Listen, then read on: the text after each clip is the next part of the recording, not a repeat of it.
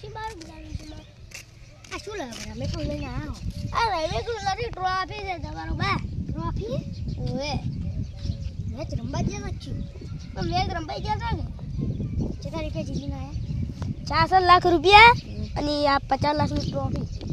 50 લાખની ટ્રોફી કેની આજી મોરી અલે બોધી શું આ તો પેલા આની મુકેશ અંબાણી તેને ક્યારે મેચ હતી એટલે ભારત અને ઓસ્ટ્રેલિયા હડો મંદિર હડો